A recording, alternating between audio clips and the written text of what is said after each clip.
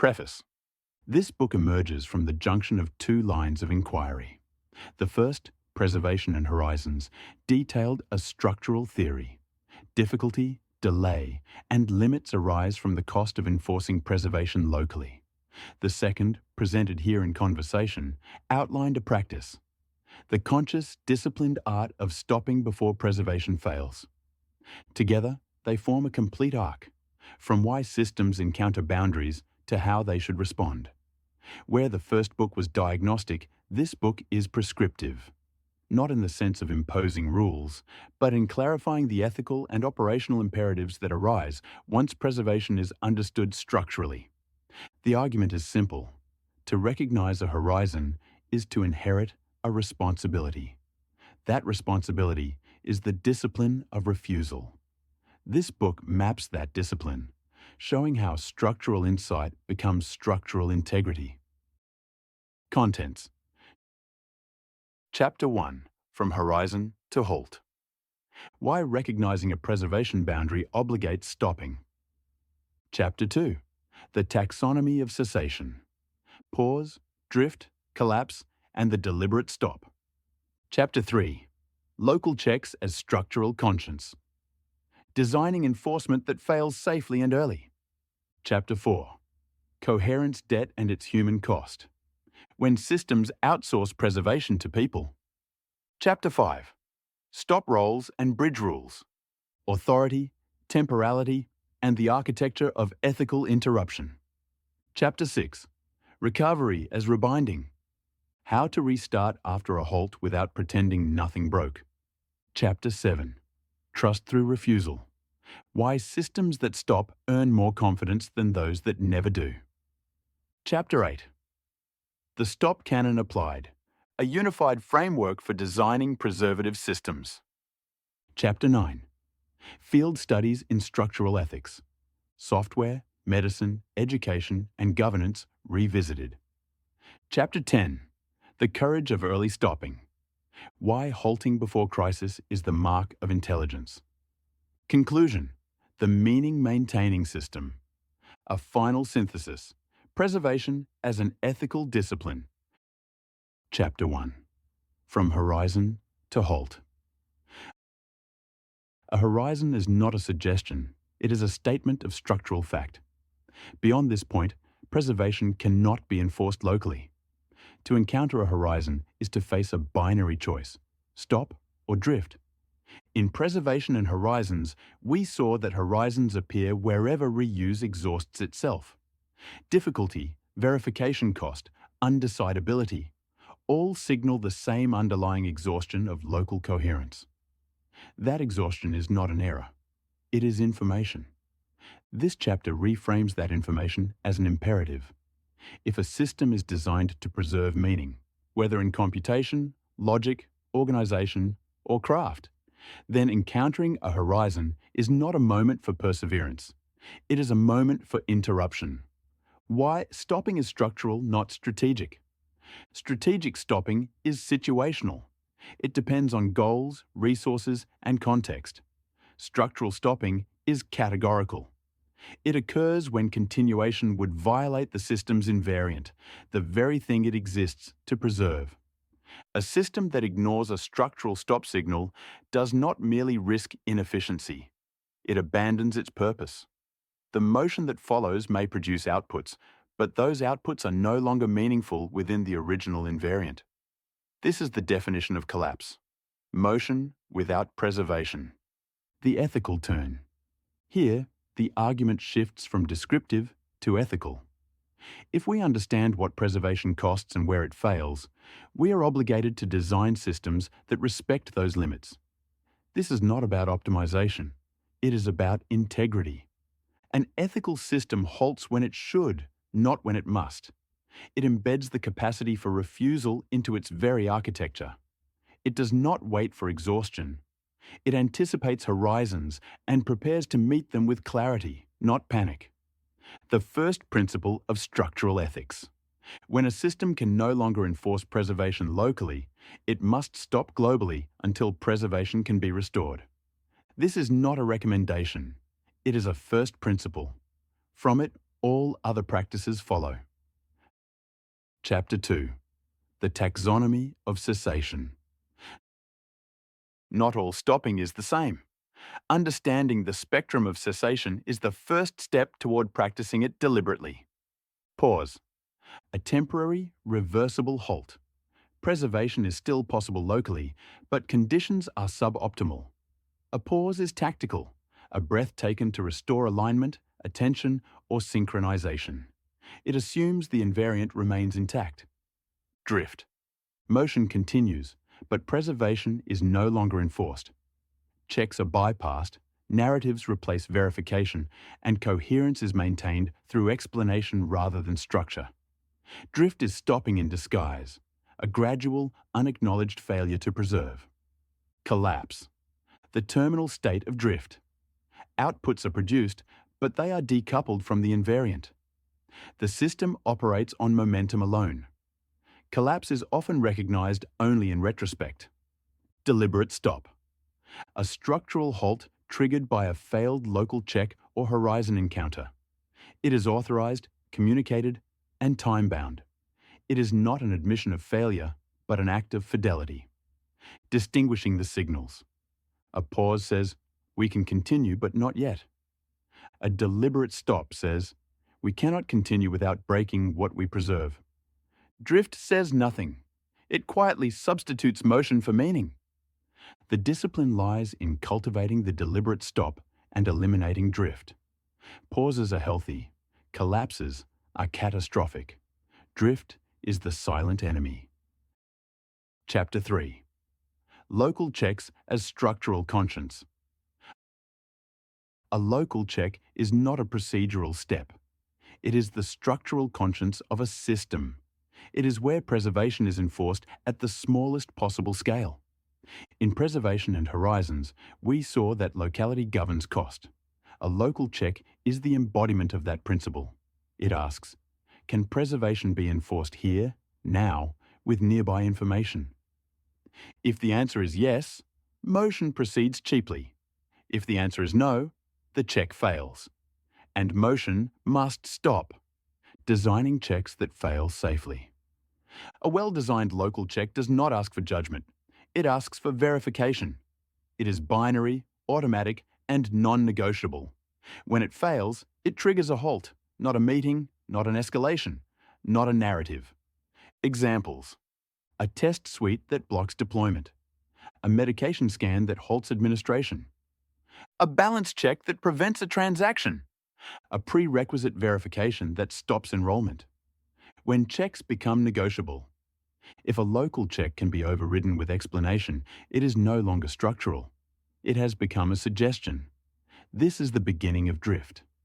The moment a check requires human discretion to enforce, the system has begun transferring coherence debt to people.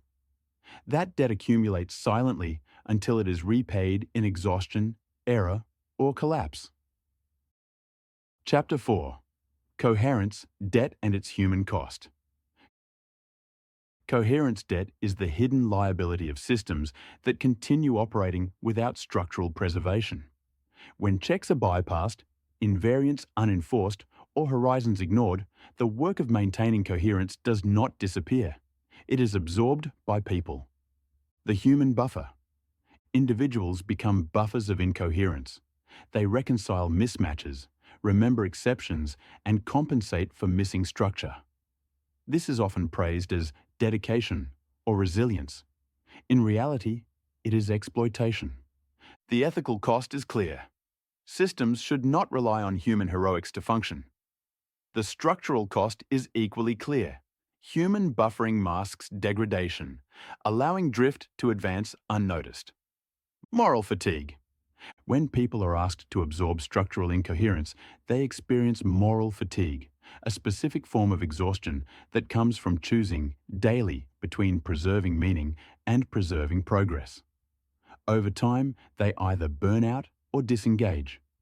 A system that externalizes coherence debt is not robust. It is fragile and unethical. Repatriating debt. The solution is to repatriate coherence debt back into structure. This means redesigning systems so that preservation is enforced mechanically, locally, and automatically. It means replacing human judgment with human-designed checks and reserving judgment for where it truly belongs. Improvement, not compensation. Chapter 5. Stop roles and bridge rules. A deliberate stop requires two things: clear authority to halt and a clear path to limited motion afterward. Stop roles. A stop role is an explicit function, whether human or automated, empowered and obligated to halt motion when preservation fails. This role derives its authority from the invariant, not from hierarchy. Examples: a build engineer who halts a deployment pipeline, a nurse who stops a procedure, a trader who freezes an account, a teacher who pauses a curriculum. Without a stop role, stopping becomes personal courage rather than structural duty. This is unsustainable. Bridge rules. A halt without a bridge leads to paralysis. A bridge without a halt leads to drift. Bridge rules are temporary, stricter invariants that allow limited, supervised motion while structural repair occurs. They answer, how can we proceed without pretending nothing broke? A bridge rule might be, no new features until test coverage is restored. Manual dual verification for all transactions until the audit is complete. Scaffolded instruction until mastery is reassessed. Time bounding. Every halt must have a temporal boundary, a scheduled reassessment. This converts stopping from an indefinite crisis into a managed checkpoint. Time-bound halts are active, not passive. Chapter 6. Recovery as rebinding. Recovery is not about returning to where you were. It is about reattaching motion to meaning at a new, stronger point. The rebinding protocol. Identify the broken local check. Where did preservation fail? Reinstate it as non-negotiable. This creates a new anchor of truth. Define bridge rules that allow safe, limited motion. Repair the underlying structure that allowed the check to fail.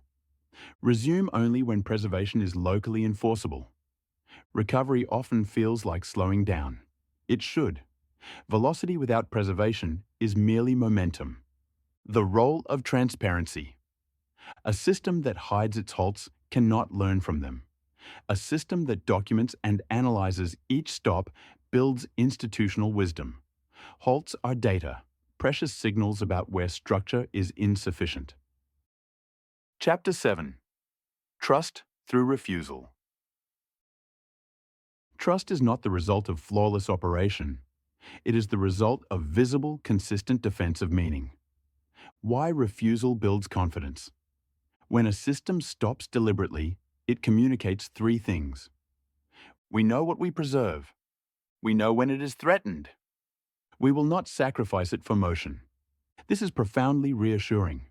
Users, participants, and dependents learn that the system can be trusted not to quietly degrade. The alternative, the system that never stops. A system that never refuses is a system that has nothing to defend. Its motion may be impressive, but its integrity is invisible because it does not exist. Chapter 8. The Stop Canon Applied. The 8 principles from the conversation text, the Stop Canon, are not abstract ideals. They are design criteria. This chapter revisits each with structural examples from computation, medicine, governance, and education. Each principle is examined through the lens of preservation and horizons. How does the structural nature of horizons make this principle necessary? Chapter 9. Field Studies in Structural Ethics. Concrete, cross-domain case studies show how the theory and practice unite. Software. Halting deployments when verification expands beyond locality. Healthcare. Stopping procedures when dual verification fails. Education. Pacing progression when assessment decouples from mastery. Finance. Freezing transactions when authorization checks are bypassed. In each, the pattern is identical. recognition of a preservation boundary to authorized halt to bridge rule to repair to resumed motion under stronger locality. Chapter 10. The courage of early stopping. Stopping early is rarely celebrated. It looks like hesitation, overcaution, or lack of commitment. Yet it is the hallmark of systemic intelligence. Early stopping is the practice of halting before exhaustion, before crisis, before collapse. It requires sensitivity to the signals of expanding verification cost, the authority to act on those signals without justification, a culture that values preservation over pace, the cost of late stopping. The longer a system drifts, the more expensive recovery becomes. Coherence debt compounds. Structural repair grows more invasive. Trust erodes. Early stopping is not expensive. It is preventive. Conclusion. The meaning-maintaining system. We began with a structural theory. Preservation is local, and its failure creates horizons. We ended with a practice. Stopping is how we honor those horizons. A meaning-maintaining system is one that integrates both. It knows what it preserves, how to enforce it locally, when to stop, and how to restart with integrity. It does not aspire to infinite motion. It aspires to meaningful motion. The final assertion. A system that can and will refuse to continue is a system that understands what matters. Its stillness is not emptiness. Its refusal is not defiance. Its halt is not failure. It is care, made structural. This is the discipline of preservation. This is the practice of meaning. Afterword. This trilogy is complete. The first book explained why systems encounter limits. The second book explained how to respond. This third book has integrated the two into a unified discipline. What remains is not further theory, but practice. The work ahead is not in these pages, but in the systems we design, maintain, and inhabit. May they stop when they should, and may we have the wisdom to let them.